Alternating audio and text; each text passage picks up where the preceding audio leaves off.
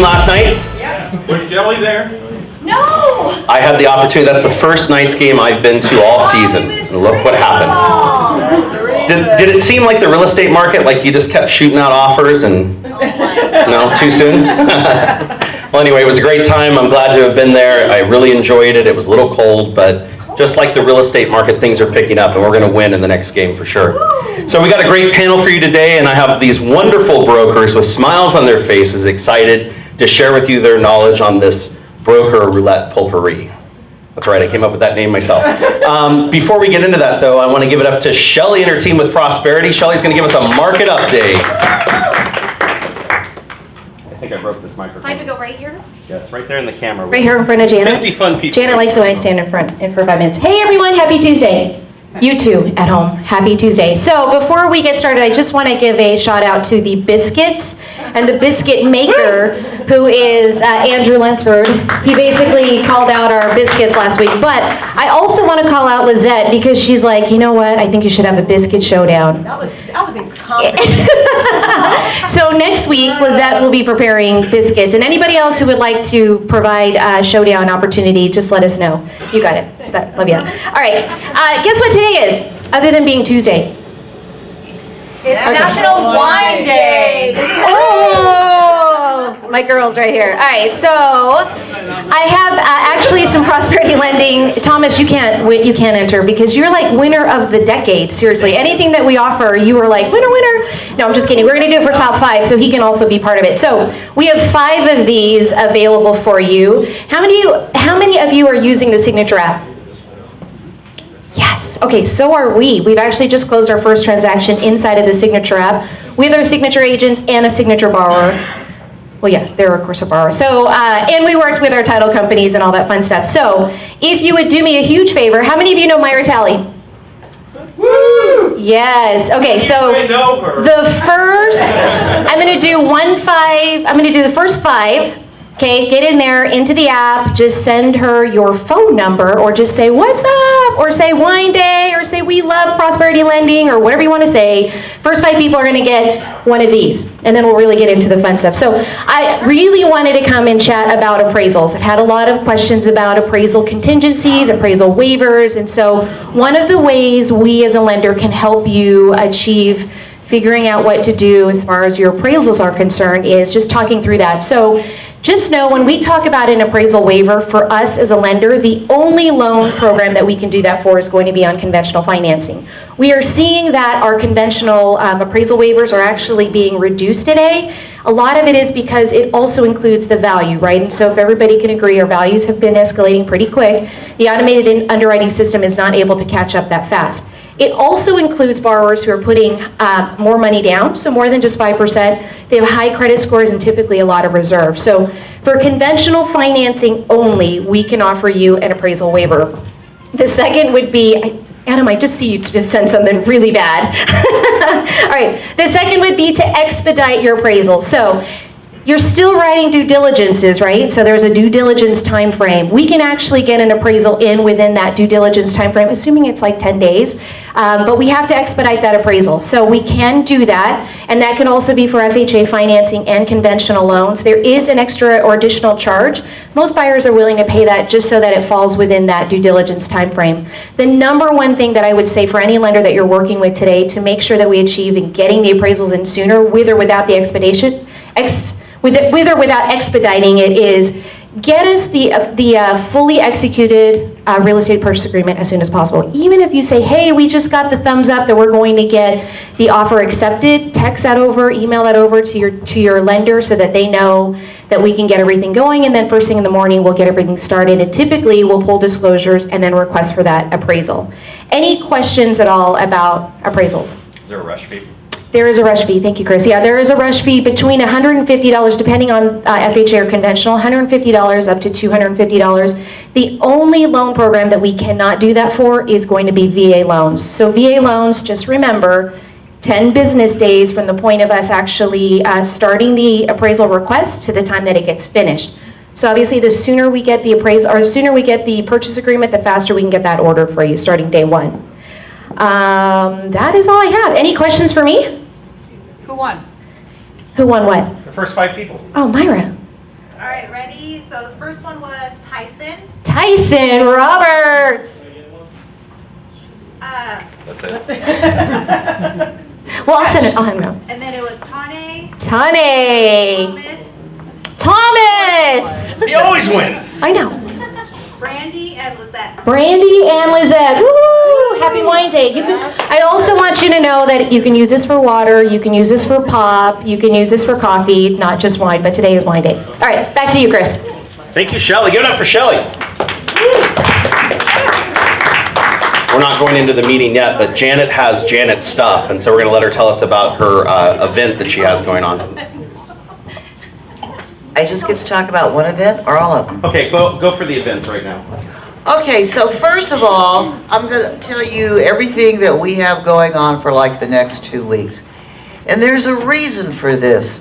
One is we want you guys to be educated and we want you to be informed because an educated agent will stay out of trouble and the brokers will not get invitations to appear before the Real Estate Commission. That's number one. But number two, in this market, networking is the name of the game. If you're submitting an offer and you've met the listing agent and the listing agent knows you and knows your integrity and knows you're educated, the chances of you getting it accepted, even though it's not the highest, are pretty darn good. So, education, networking. That's why you go to all these things. That's why you're here. So if I were doing a job with an agent in Green Valley, hopefully I've met them here. I've talked to them. They know me. So moving along. So on Thursday, Todd in the Green Valley office will be having a Q&A with the broker. Bring any questions you need answers to. And he will do his best to answer them. But the most important thing, Wednesday, tomorrow, the general membership luncheon for LVR at the Four Seasons with Terry Watson and free CE afterwards. Oh, thank God it's not my phone. With Terry Watson. We have 50 agents attending. I am so excited. We've reserved 3 signature tables. So if you're going, this is the way it works. It'll say signature on it, and supposedly it's safe for you, and you can sit there if you so choose. If you want to sit with your friend from ABC Realty, feel free. However, if somebody from XYZ Realty shows up and sits down, you can't kick them off the table. So that's the way it works, but we do have seats for most of you. So, okay, Monday, May 31st, Memorial Day. All the signature offices are closed. Woo! Yay.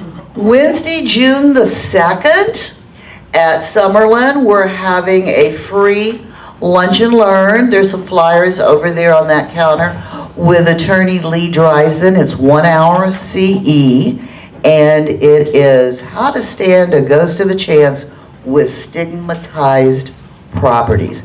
Now, you may laugh, but I have an agent in my office, fairly new agent, and he's on fire. And Better put him out. he had this listing where the listing agent kept swearing to him that she had spirits in her house. She never said ghosts, spirits. And every time he would come to see her or come to do something with a listing, she'd say, "Do you feel the spirits?" So this is about selling stigmatized property. It does not necessarily have to be because there's a ghost in the property. I have a question. Yes. Do we have to disclose that? Is there a disclosure for that? You're going to find out on Wednesday, June the 2nd. Janet, when they said spirits, did you go and check out the liquor cabinet? Oh, I never thought of that, but I don't drink liquor. I only drink wine because it's wine day. Okay, so, now, this is only 1 hour of CE, but Lee Drizin has 7 1-hour CE classes, and we will be getting him back over the next month or two to give us 3 hours of CE. And the next class I've committed, don't have a date yet, for him to teach is called Solar Power, Not Such a Sunny Day for Realtors. So that would be an interesting class too. Okay, Thursday. That one will be in Green Valley, right? No, that one will be in Summerlin live. I don't have a date. I think it's not gonna be the first part of August. I'm calling Lee right now. You want his number? I have it. So Thursday, June 3rd, 8:30, LVR is having the Political Affairs Committee meeting with the Regional Transportation CEO about the new transportation and what's happening in Las Vegas and what's coming. Now, let me just tell you this. The Las Vegas Realtors Association building is open. Woo! Fully open. However, the month of June, all the committee meetings will be by Zoom, and then in July, they will be going back to live at the association. So guess what? You can network and meet agents from other companies so you can get your deals accepted. Also, Thursday, June the 3rd, LVR is hosting a Meet Your 2021 board since they didn't get to have a party for the installation. You go, I don't care about that board, I don't know anybody on that board. Well, you do. Our own Brandon Roberts is the president-elect. It'll be at the Four Seasons from 5:30 to 7:30. There is a small charge, but you'll get drinks, appetizers, and you'll get to network. So go on to the LVR website and make your reservations. And oh, by the way, since Marie Harrod from Equity Title is bringing lunch for this 1 hour CE, please RSVP with Bobby at my front desk so we'll know how much lunch to have. Next. Oh my God. We have a meeting to do. I'm doing the meeting right now. I want you to be educated, I want you to be informed, and I want you to network. Okay, Thursday, June 10th, 10 a.m., Summerlin will be having a net sheet class. Now, I talked to my agents, I'm like, well, did you do a net sheet? Well, no, but I have the phone app from Chicago Title. Hey, you need to do a net sheet for all these offers. Well, I have the phone app from Chicago Title. So guess what? Chicago Title is going to come teach the net sheet class, and if you don't have one, give you a free phone app where after you understand all these charges and what they mean, you'll be able to use the phone app to figure them out. So, moving along, MLS area codes going away. God, I am so upset about this. If I were going to go show property in Henderson and the people said, well, I want to live in this area, I have no idea where that is on the map. I need an area code. And just a hint, the new matrix now has map overlays that have the area codes, if you were raised on them, as I was. So, but anyway, Tom Blanchard's going to be teaching a class on Monday, June 14th at 11:30 on how to map the areas that you want to show. I've never mapped an area in my life, so I'm going to be here so I can be educated, informed, and network with agents from other offices. And then there's one more thing that I really want to talk about, the blood drive. You all know about that on the 18th. You have to go online and make an appointment. It'll be here at Southwest. So if you have any interest at all in commercial or think, I might have an interest in commercial, then Commercial Alliance is having a virtual education day on June 21st. I'm telling you this now, so you can go online to Las Vegas Realtors and RSVP. It's going to be all day, 9 to 4, with 6 hours of CE. Now here's the thing about the 6 hour CE. One is agency for commercial, the other is commercial contracts and creative clauses. Creative clauses, the road to litigation. Now these classes are going to be taught by Susie Jones Walker, who teaches CCIM classes all over the country and has for years. She's excellent. And the other co-teacher is going to be her daughter, Bobby Miracle, who I've also heard teach, and she is excellent too. So if you have any interest in commercial, please register for this. And remember, every Tuesday, right here at Southwest, breakfast, bacon, homemade biscuits at 9:30. So remember, we want you educated, we want you informed, and we want you to network. And that's all I have. How much time did I take? Thank you, Janet, for that brief update. I only took less than 15 minutes. I took 10 minutes. Thank you, we appreciate that. That's all good info, and everyone needs to know it. So we're going to move into the broker pulpery roulette. I have a notepad here if you have actual questions that you, the audience, would like to ask our brokers. After I go through the ones I have, we have about 40 people online with us that can also put their questions in the chat. What if I have a question? Well, we'll get to that at a different meeting. Raise your hand. All right, so I'm going to moderate these questions because only I can read my handwriting, and I'll let the brokers answer these. Okay, so if you receive a corporate counteroffer from a company that rhymes with ILO, and the process for understanding the risks associated when you get those corporate counters that go to your purchase agreement, what do we need to know about that? Go ahead. I know you're ready for it. Go to your broker. So I looked at it. We actually had legal counsel review it and provide some updates. So soon enough, we will have a legal counsel update in the next when is he coming? Next week? 2 weeks. Yeah, next week. Next week, okay. He's coming next week, and he'll run through a little bit of that as well. Yeah, and I don't know what you're asking. So we talked about the fact that you're going to receive these counteroffers. And number one, does your client want the house is the real question, right? And so they're going to take away all of your flexibility, all of your reasons to cancel, and the whole point is who makes the decision? Buyer. The buyer does. So it's important that the buyer get whatever information they need from an attorney or an individual that is not you, giving them the advice on whether they should go down that road or not. And at the end of the day, does ILO care? No, they don't. But so just so you know, we're having legal counsel here next week. Yes, we Going are. to help you break that down. Is that on every transaction done with ILO? Yes. They actually have a corporate writer. There's 3 other companies out there doing the same thing. Only if it's owned by them. Yes. So they are also selling properties, sorry. They also sell properties through their brokerage that are not owned by them.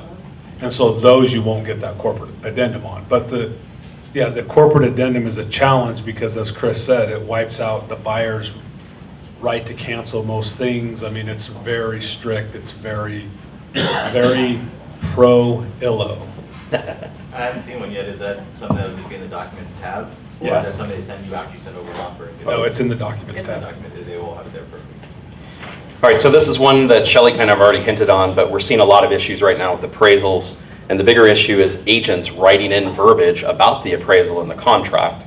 And so we had a brief discussion a couple of weeks back about the do's and don'ts. And so we'll let you guys go ahead and take the things that you're seeing and best practices for the agents on that. Well, that's a fun one. You want it, Janet? I'll start. So one of the things with appraisals that you have to remember is that you don't want to tie your buyer or your seller into accepting an offer if the appraisal comes in lower, right? And having to move forward. So there's language that we have. Brandon had sent out a letter to everybody about a month and a half ago that has sort of the best practice of what to write in.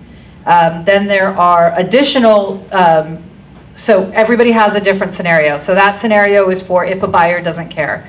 If a buyer actually, or does care, and they don't want to pay more than the appraisal, right? That's what that scenario will allow you to do, is still be able to renegotiate if the appraisal comes in lower. You've got some buyers who are like, look, I'm willing to pay this amount of dollars above appraised value, and that's cool, but you also don't want to tie them in. If you just say, buyer willing to pay, let's say for instance, $10,000 above appraised value, home is, sale price is $300, appraisal comes in at $295, now the ambiguity is, are they bound to $305 because it's $10,000 above? So you have to put a cap on it, right? Then you've got a seller who doesn't want to accept anything lower than the sales price, but is willing to, if the price comes in lower, there's a difference that has to be paid. So you need to have language to make sure that the seller that you represent isn't taking $295 for a home that they truly want $305 for, if that makes sense, right? Totally makes sense, right? So we have several different phrases that we've started to put together. I've actually put together a list of things, paraphrases or additional terms verbiage that you guys could utilize. And so again, next week during the legal update, you'll have a little bit of more information. Janet? So, and here's the thing too. A lot of agents out there do not understand waiving the appraisal contingency.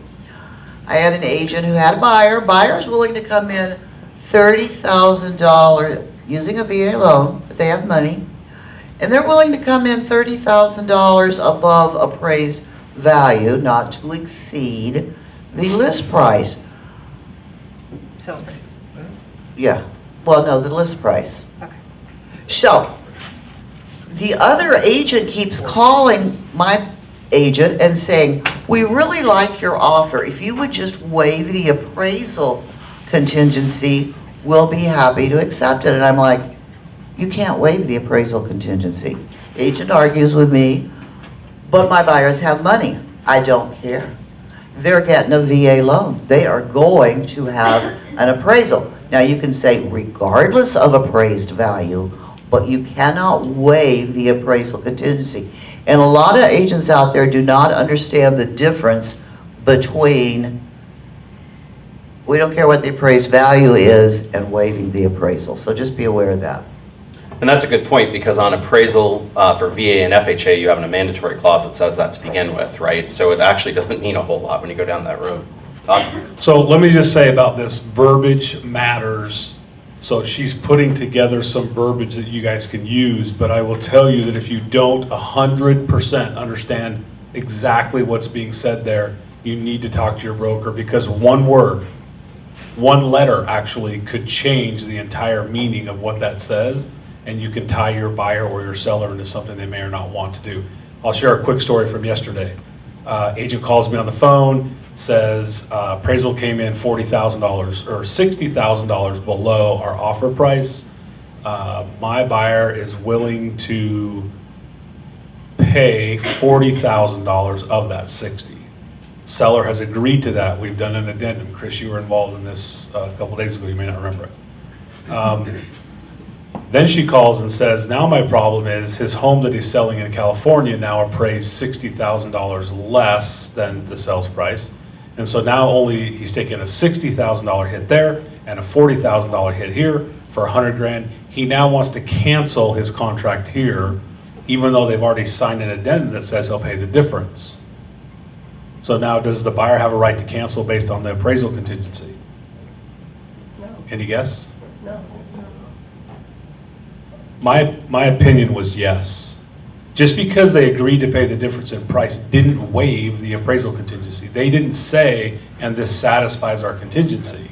They just said, hey, we're willing to pay the difference, and we still had 2 days left on the appraisal contingency. So guys, this gets really convoluted sometimes. Situations, every one of them are different. And so go talk to a broker, get a broker on the phone, because we were able to get it canceled. We were able to get his earnest money back, even though they had already agreed to pay the difference in price. But the appraisal contingency still existed because they didn't waive it. They never had any verbiage that said they would waive it. So this is a tough market. It's a tough situation.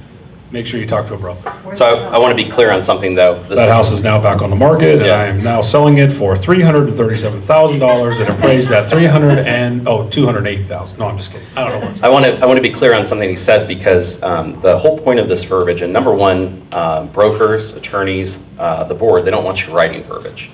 That's why the additional term section is so small. But when you do write verbiage, you have to include all four corners of the box. What if, and who's going to pay for it when it happens? And that's what we're seeing in these appraisal clauses, is they're just saying buyer will credit $10,000 above appraisal. There are so many what ifs that are left in that phrase that if I have Vonna on the other side of the transaction, she's going to beat me up over the what ifs I didn't cover. And that's the thing we're litigating over right now with a lot of agents, so be Thank careful God with there's not a lot of her out there. that. Thank God she's on our side.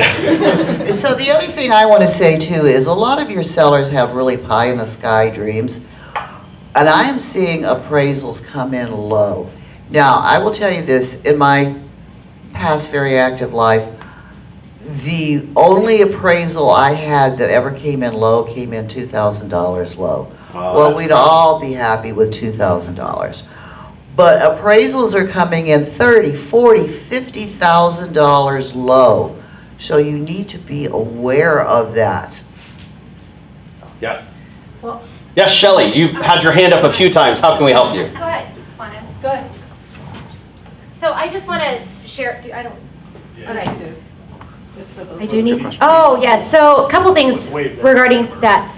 So as far as conventional financing, so obviously a lot of buyers who are moving up into their new homes have a little bit of equity, right? So we're seeing a lot of higher down payments. Sometimes the appraisal doesn't even matter if you have a client who's putting more than 20% down. And if it does affect that, it's usually mortgage insurance. So, and I see a lot of times the agents are like really freaking out just because it's going to be off by like $5,000, but it doesn't affect the end game for our client because they're looking at the sales price. They're putting, say, 60%, or they're putting 40% down. A couple, $10,000, $30,000 may still keep them under that 20% mark, which means that they avoid mortgage insurance. Again, specific to conventional financing. With respect to the situations when there are like VA loans, you can actually do a loan for a client who's going to come in over appraised value.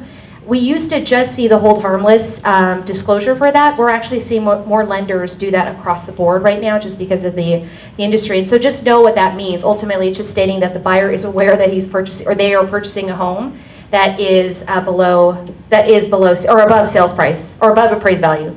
So that is called a hold harmless form. Thank you.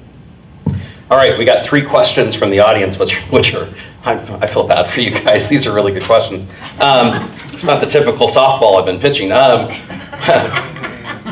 This is great. What do you do when an agent doesn't show the house due to the commission offered? Due to what? Due to I said that right? Wasn't my inside voice? What do you do if an agent refuses to show your listing, okay, show your house due to the commission that you're offering? tell your sellers, no.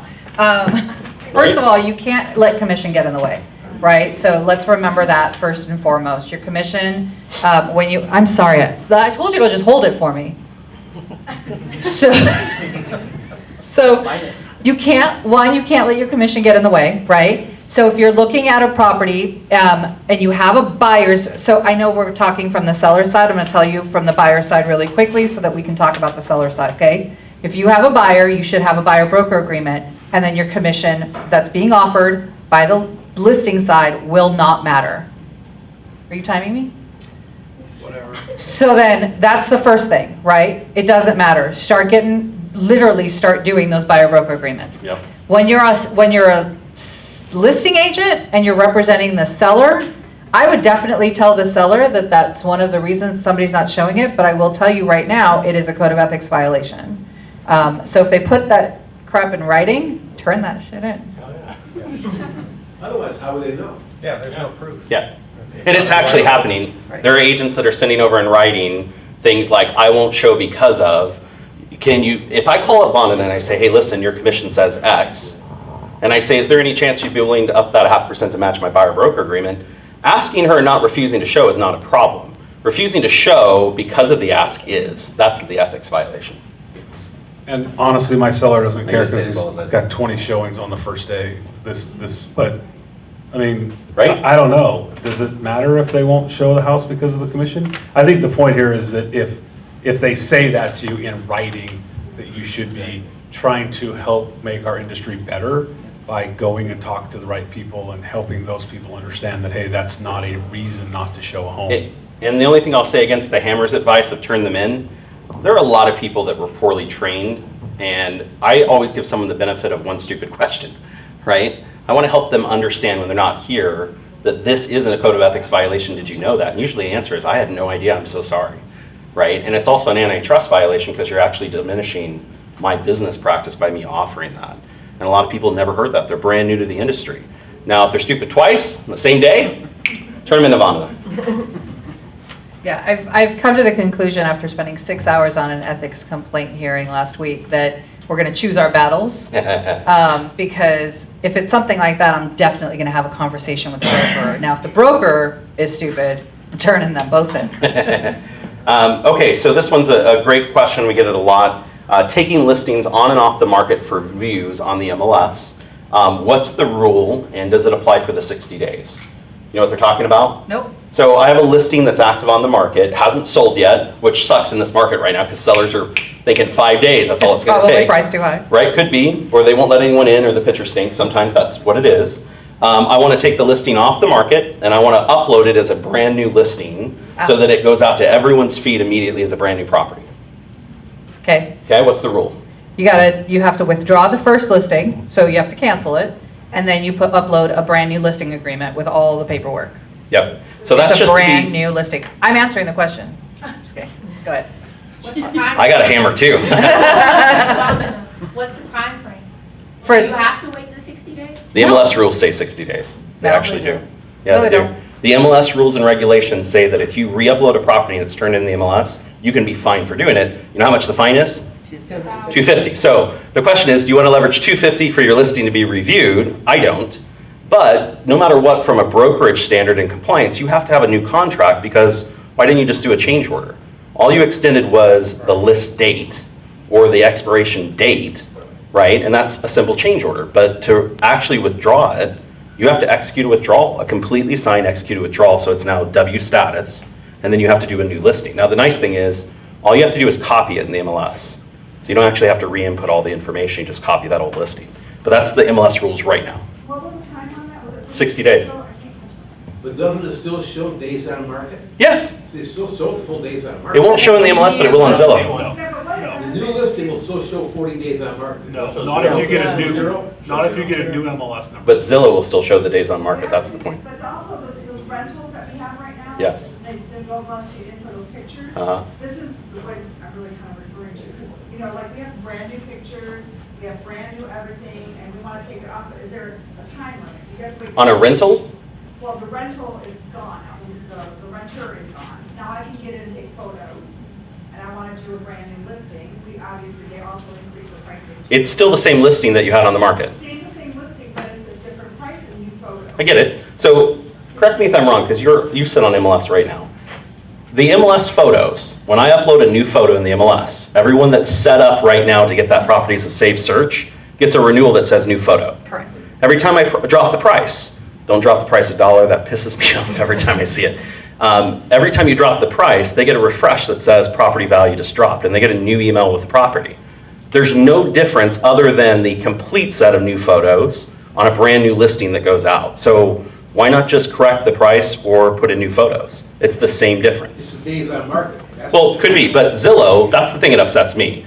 We're the only ones that look at days in market on the MLS, right? The consumer is going to look on Zillow and see that Zillow is going to continually tie that property because it's continually been listed. That's what they're going to see. So what did it do? And so here's the thing too, now I know this is a different market and buyers agents are in a rush, oh my God, this just came on the property, I have to get on showing time, make an appointment right now, we're going in an hour.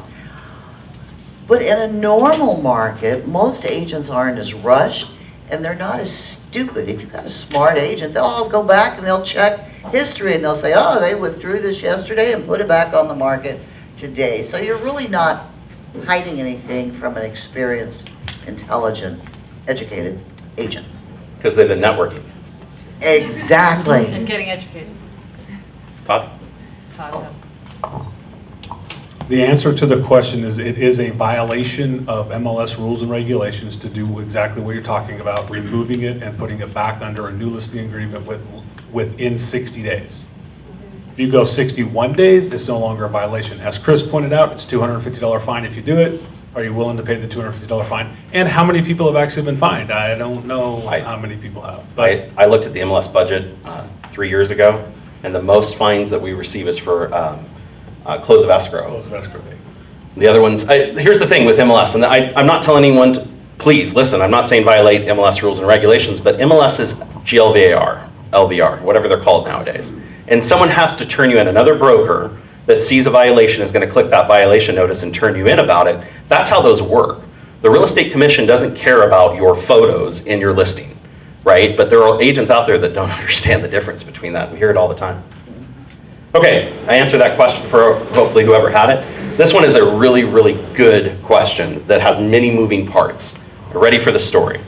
If I'm a dual agent on a transaction and the appraisal comes in $20K higher than the purchase price, congratulations by the way, and the seller asks me what it appraised for, do I have to tell them what the lender told me about the actual appraisal? Bum, bum, bum, bum. So you represent both sides of the transaction. Dual We agent. don't do dual agency here. There's no such thing.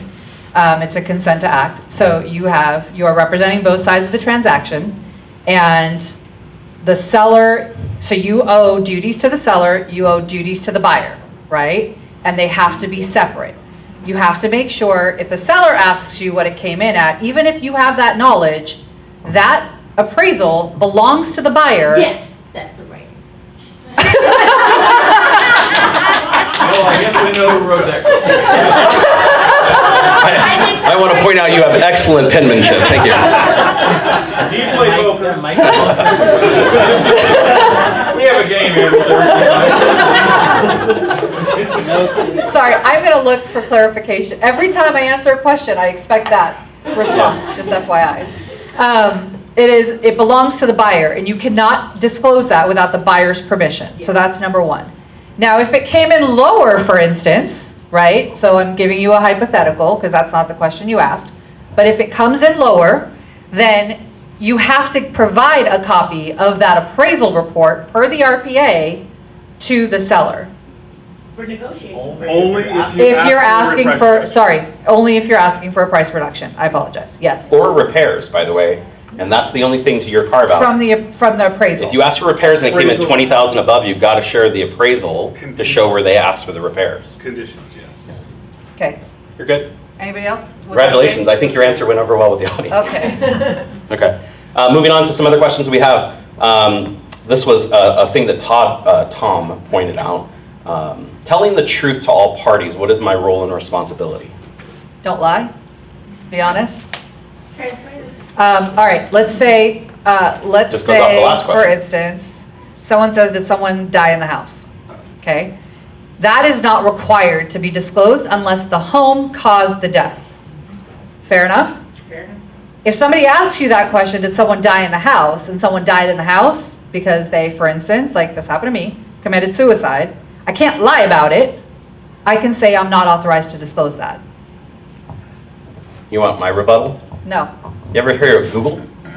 Anything that happens to any property is listed there, right? And so many times when my clients ask questions like that, I was like, I bet if it did happen or it didn't, Google will tell you before I'll know. Because it will. They report any of those things that are on there. Diedinhouse.com. Say again? There's a site, Diedinhouse.com. Diedinhouse. No kidding? Yes. $5 Every membership time I fee. say that, somebody tells me about that thing. but- Diedinhouse.com. Yeah. Or another way to get around that, I have an agent in our Sun City office who was showing a property, and she knew that the seller had rolled him, very polite seller, rolled himself in a carpet in the garage and shot himself in the head. Oh. And so the buyer asked, That's not all my questions. You're horrible. Somebody died in the house. So the buyer asked, has anybody ever died in this house? And she saw the next door neighbor outside, and she said, I'm gonna go unlock the door. Why don't you go meet your new next door neighbor? And of course, the neighbor told her, and when the gal came back, she said, she told you, huh?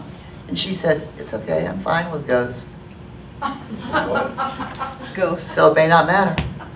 But that's just one example, right? Yes, We're there are using so the many. death example as one, but there's so many other things that could happen in the house. You just can't lie about it. And the other thing I want to point out, by the way, I know, I'm sorry. The other thing I want to point out, let's say that it is material to the transaction. So if it's like an HVAC unit that's not working, and the seller doesn't want to disclose it, you have to, if you know about it. It is required by Nevada law for you to disclose any material facts in regards to that transaction. HVAC counts. What other? Plumbing, mechanical, anything on the SRPD that's material that the seller, Value of the home. right, that the seller, or the functionality of the home, that the seller lied about on the That would affect SRPD. value. Huh? That's the same thing. Yeah. No, he said value. Yeah, I said functionality is value. Okay. So anything that you know about that the seller didn't disclose, you have to have that conversation with the seller that you are aware, and you will disclose it if they don't. It's up to them how they want that to be handled. Yes, sir? Are you talking about disclosing it in writing or just tell them? I mean, what is? So if a seller refuses to, say the HVAC isn't working, for instance, on the SRPD, and you know for a fact that it hasn't been working, then you should put it in writing to the seller that I am aware that this is the situation, and per the duties owed, I am required to disclose all material facts. The HVAC is a material fact. So you can either fix that or disclose it in some way to the buyers, or I will have to. Okay? So what is our, like, what is our responsibility should that happen? And say. I just told you. I don't know, but say we don't. Don't get mad at him, he's asking a question. We don't know that it's not working, but they are fully aware that it's not working, Yes. right? And then they fill it out, like, is the seller pretty liable for that? I mean, So- obviously they're getting a home inspection, they shows it on the home inspection, this thing hasn't been working forever, why did you mark it has no issues? So to his point, if it isn't in writing and in your file, it doesn't exist. Conversations don't matter, because people don't remember your conversation when they're ready to sue you. No, right? that's what I'm saying, so like, No. we're not allowed to touch. But your point No. is that you got the SRPD from the seller, and whose disclosure is it? Seller. Sellers, right? And so, Mr. Seller, I noticed that you didn't check any of the boxes that say check all the boxes. Do you want to fix this disclosure and send it to the buyer in a corrected format? No, that's my disclosure. My attorney told me to send it that way. Okay, great. I will add that to my file so my broker knows what your intentions are, and I'll let the other party know.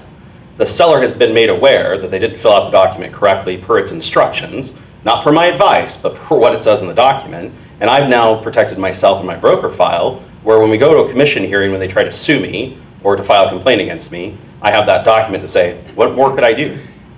Right? That's the point. It's not you going over it with a magnifying glass and saying, well, I think you should do this. That's what gets agents into the most trouble.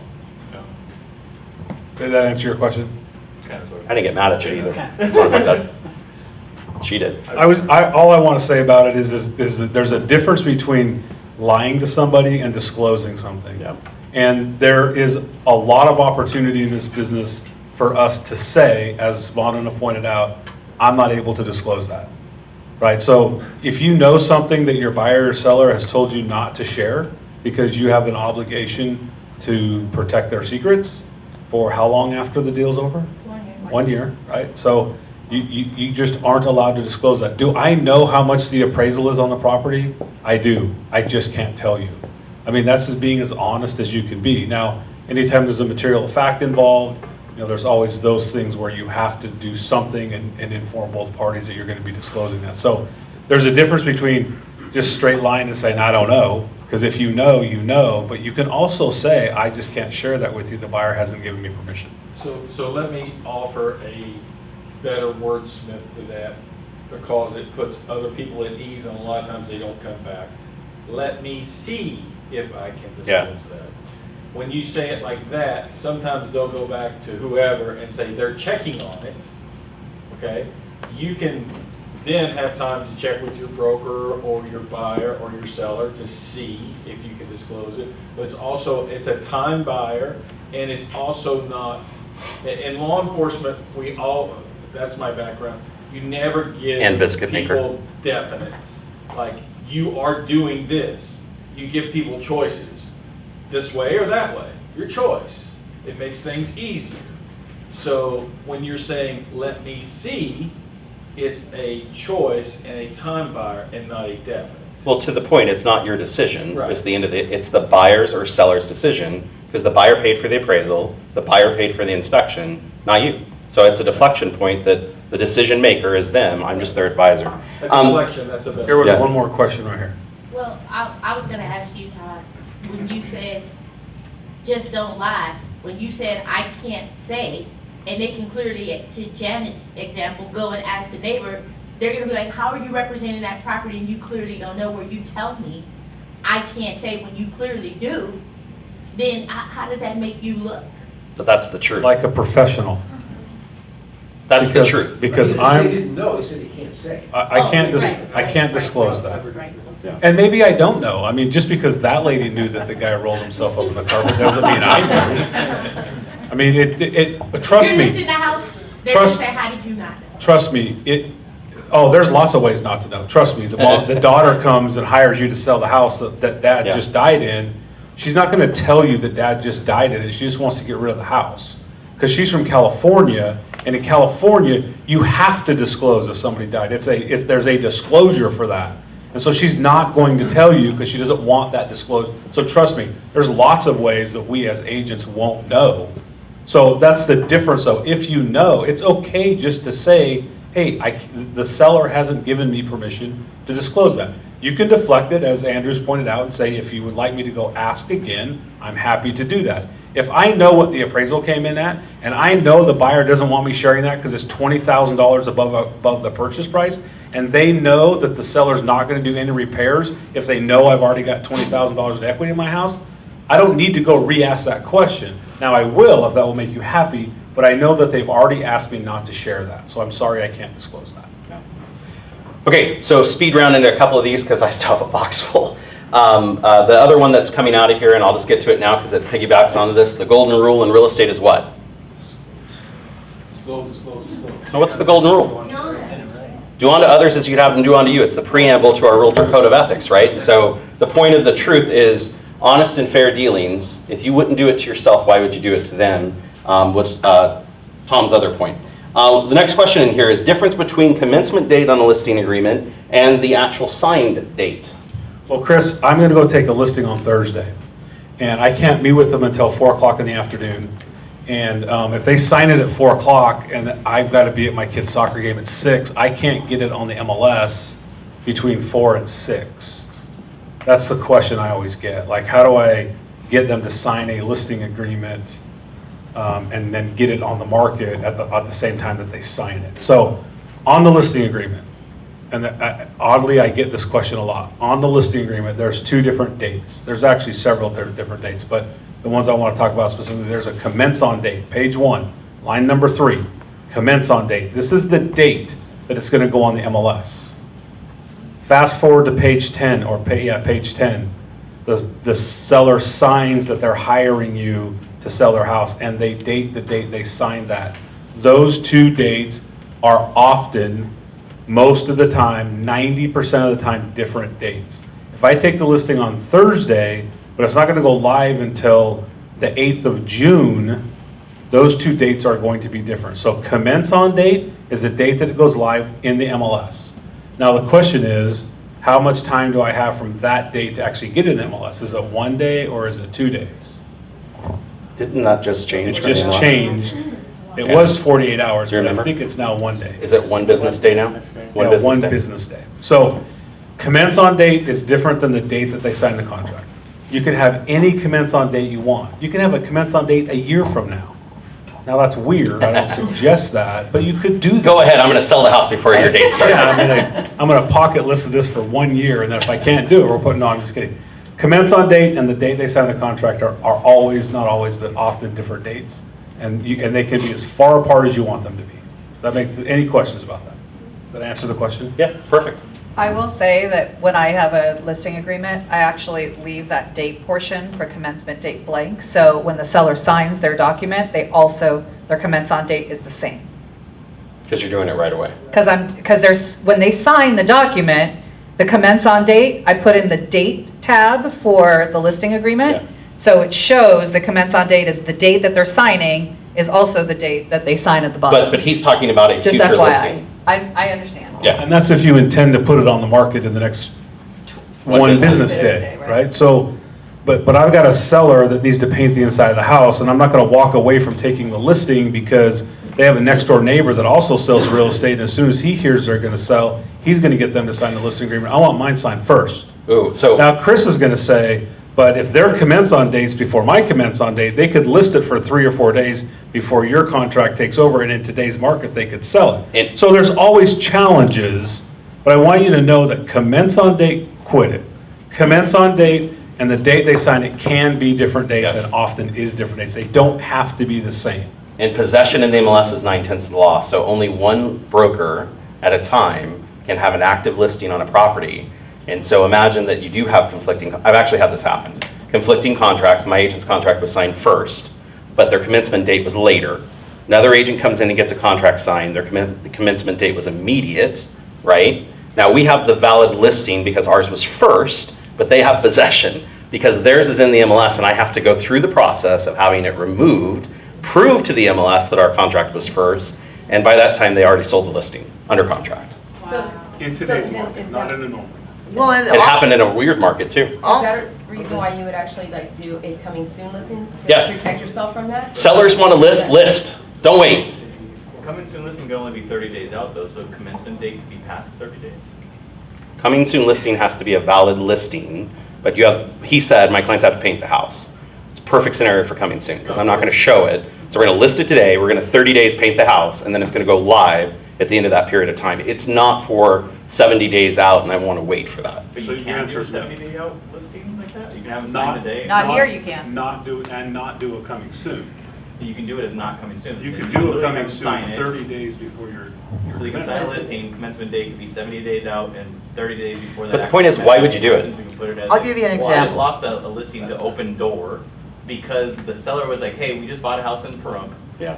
We need to, we want to move into this house and we don't want to list our house until we know for sure we're going to be getting to this house. So, I was like, okay, so what's the realistic date that we're going to put on the market? Okay, it's going to be, 38 days from now. Okay, cool. So next week, I'll come back and we'll sign a listing agreement because I can't have you sign it without at least 30 days out, because we're going to do a coming soon listing. And they literally, the day before I went over there, texted me, hey, we just decided to go Open Door. Yeah. I'm like, are you freaking kidding me? Like, There's no scenario that works If I would have in. known that I could have them sign it, 37 days in advance, then I would have done that and done the coming soon, and then I would have locked in, but. But I what didn't he's know that. saying is, if Open Door came in and got that listing anyway, before you started your commencement date, it wouldn't, you'd have to go through the process of the house would be And sold already. to that They have point- possession, They so- probably would have, in their mind though, would have thought they I'm were. sorry, Jen, I just wanted to add on to what you said, but go ahead. But yeah, I didn't know you can do a commencement date You- for more than 30 days. You just can't put it in the coming. I don't soon. think that's what he's saying. You can do that. I'm not saying you should do that in this market. Correct. You can do that, Yeah. absolutely. Your commence on date can be 70 days after they sign the After they contract. sign. Now, there's always scenarios that, like the one you just explained, right? I mean, if Open Door came in and bought it from them the day before your commence on date, it's over. Yeah, sure. She had it first. You missed it. I was just thinking, okay, cool. But so then when we want to do a coming soon, if it was going to be that long, you just start the coming soon date 30 days before the actual commencement date starts. On your addendum. New addendum, you haven't filled. Wait, no. No. A coming soon is a status. Don't think of it any other way. You have to have a valid listing. The only difference is coming soon doesn't feed anybody but us, Of course. right? So it's a valid listing status. You have to have a valid listing contract, right? It starts today. I'm marketing your property as coming soon. People are going to write offers on your house, right? But we used to do like temporary off the market, and we're going to put it in WC while we wait for something, and somebody lost the key or whatever else. Coming soon allows me to have complete flexibility on everything to do while it's only being streamed to realtors.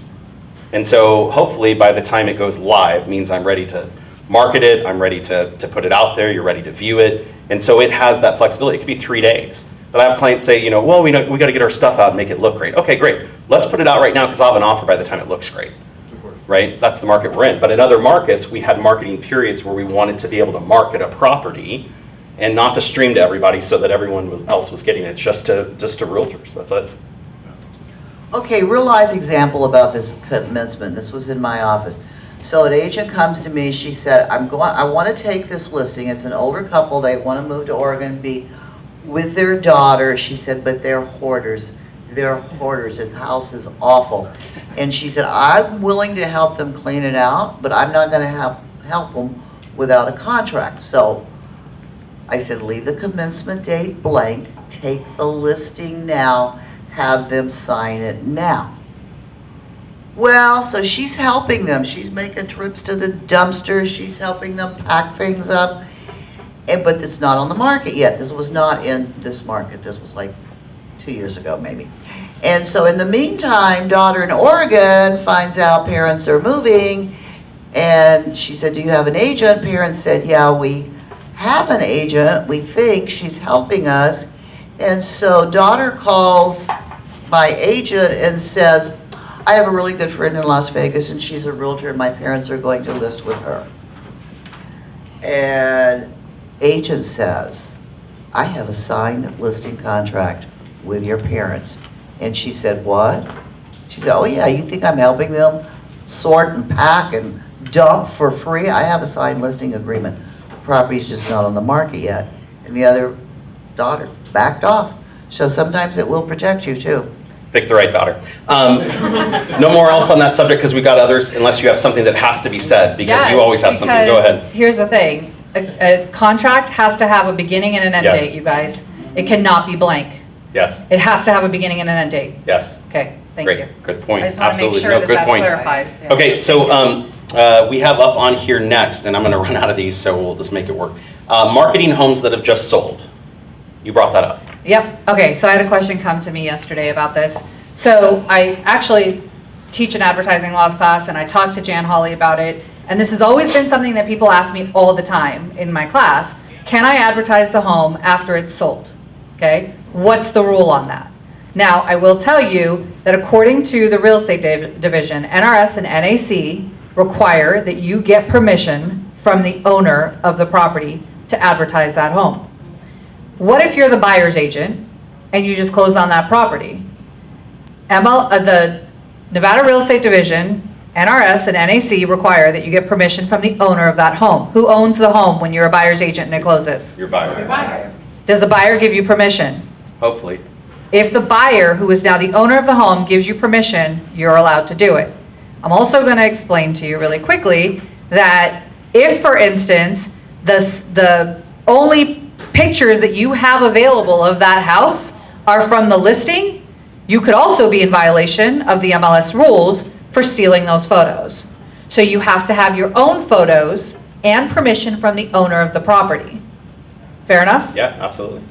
Any questions about that? I have one. What? What if I processed the cards before the property was sold? Before it finally closed? So you, again, it As the depends. listing I'm the listing agent. I sent out all my cards. I had my seller's Permission permission. from the owner. Yep. Permission from the listing But agent. it's not going out until like, it's going to hit the mailboxes like 6 days later. Permission from the owner. I had it then. So if you had it then from the listing I'm agent. good, right? You're good. No, I But am the if it's listing agent. sold and now it belongs to somebody else, you got to get permission from them. All right. It's a great point. by the way. Listen, I've asked that question 4 ways to Sunday, and every response right. has been permission from the owner. Zillow got must be sued required. $8 million for the photo issue, by the way. Yeah. They didn't really care, but $8 million just because they used a listing agent's photos without their permission. Not our market. Let me just say this, if you're a buyer's agent and you intend to send out just sold cards on a property that your buyer is buying, you need to put in writing to the listing agent that the buyer does not give them permission to send out their just sold cards. Does that make sense? Yes. It's how you protect your ability to market the property after it's sold, because you now know the owner and they don't. And definitely don't mail them one. Okay, so this is a really big point that we want to at least get to while we're here in the meeting, because I only have about 5 minutes left. Walkthroughs when a property is getting rented back. That was a conversation piece that came up the other day. You're doing a walkthrough for what purpose? To make sure that the house is in the same or better condition than when you first saw it. And have you ever rented a property to a tenant, right? That seller is now becoming the tenant, right, in that property, so to speak. And it was their home and they took really good care of it, and now it's your home. And so the walkthrough at closing is to confirm its condition. So the process of events, the walkthrough happened, we confirmed it. The walkthrough or the inspection happened, we confirmed it. The walkthrough happened, we confirmed it. We have 30 days of a rent back, and then we do another walkthrough to confirm what changed. The rent back, what do they call it, post-possession? Yeah. Post-possession addendum says in the bottom line that you will complete 2 walkthroughs. One when the property sells and one when they move out. Just want to make that clear to everybody. And by you mean the buyer, Yes, who is now the new owner. because I like to go and help. And you should also have at least some form of deposit held back. Because it says it in the agreement. And just remember that escrow only holds for 30 days, and then they start charging you, Lots of money. or the clients. Coming soon listing, I think we beat that horse. Yeah. Hold on. Nope, not that one. I'll talk to you about it. Okay, this one came up. If I'm representing both parties, because I have a consent to act, and the property sells, and I'm a principal, can I represent both sides? No, Why not? because it's against the law. So you can't be disinterested being a principal, and principal means that you have an ownership relation or you have familiar status. What's familiar status? Not familiar, familial. Well, that's what I said. It's familiar to me. F-A-M-I-L-I-A-L, familial. Listen, I went to private school. I don't need your advice. Explain that status. means I'm you're- related. yeah. Or I'm involved. I'll let you put up what that means. Well, and so the question always comes up if I'm dating somebody and we're living together. I didn't say selling a dating. house. I understand, but you said involved, so I want to Pillow clear talk. that up. Pillow talk, okay. Yeah. Can't have pillow talk. No, familial status. Go Okay, ahead. so this is the last one that we'll get to, and it's one that we're seeing a lot of. And how does the multiple counteroffer process work, and what's the best practice? I don't know who asked this question, which one? Really 1 minute for that one? I'm sorry, it just happened that way. Janet better answer it then.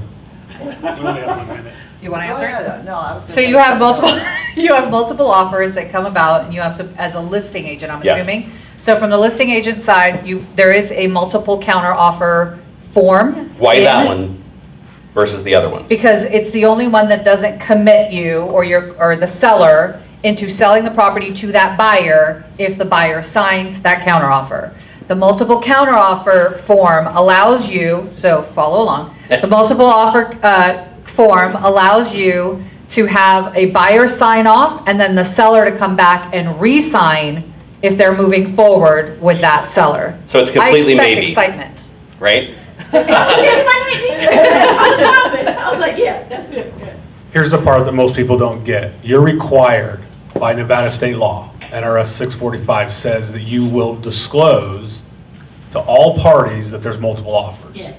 The multiple counter offer is the only document we have that discloses it. Under number 1, it tells all parties that you have multiple offers. And so here's the scenario. You get multiple offers on a property, you have 5, and the seller goes, I want to take this one, but I want to raise the price by $10,000. That's happening every day, by the way.